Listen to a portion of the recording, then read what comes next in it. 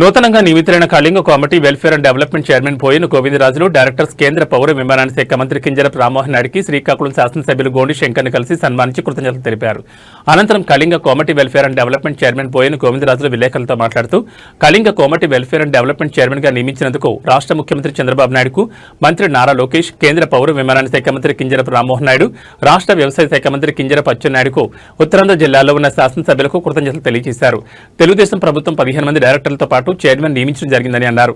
నా మీద నమ్మకంతో ఇంత పెద్ద బాధ్యతను అప్పగించి రాష్ట్ర వ్యవసాయ శాఖ మంత్రి కింజరాపు అచ్చెన్నాయుడుకు ప్రత్యేక కృతజ్ఞతలు తెలిపారు.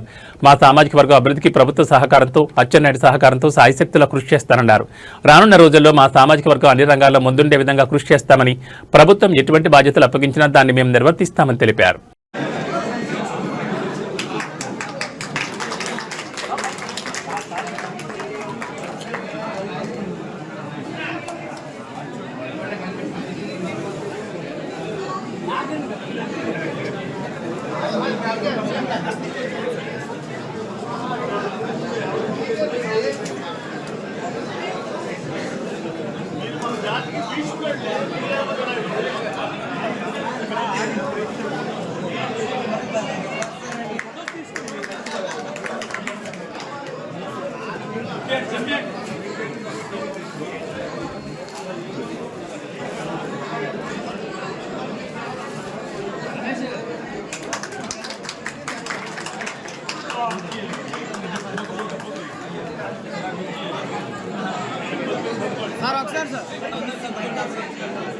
సార్ ఒకసారి సార్ రావణ్ గారు ఎమ్మెల్యే గారు ఒకసారి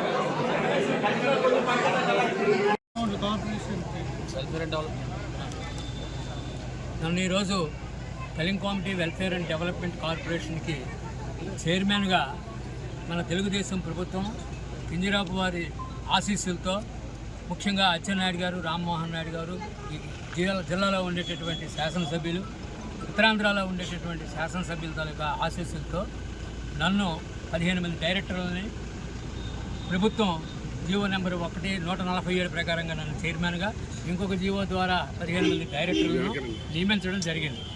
అయితే మా మీద గురుతర బాధ్యతలు పెట్టారు. ఈవేళ మా కమ్యూనిటీని ప్రభుత్వపరంగా వచ్చేటటువంటి విధులవని ఏవని అవి మా ప్రజానీకానికి చేరే విధంగా మా కార్పొరేషన్ పనిచేయవలసినటువంటి ఆవశ్యకత, మా సామాజిక వర్గానికి ఇంకా రాజకీయ భవిష్యత్తుని కానీ, అన్ని రకాల సమస్యలను కానీ వాళ్ళకి పెంపొందించడానికి మేము కృషి చేయవలసినటువంటి అవసరం ఎంతైనా ఉంది. కాబట్టి ఈ బాధ్యతల్ని మేమందరం కూడా స్వీకరించి చిత్తశుద్ధితో మేము ఈ బాధ్యతలు నిర్వహిస్తామని, మాకు ప్రభుత్వం ఎటువంటి బాధ్యతలు అప్పచెప్తే ఆ బాధ్యతలనే మేము నిర్వహించగలం తప్పించి ఇతరత్ర బాధ్యతలు, సామాజికంగా బాధ్యతలు, సామాజిక అభివృద్ధి గురించి బాధ్యతలు అవన్నీ కూడా మా కుల సంఘాలు ఉన్నాయి.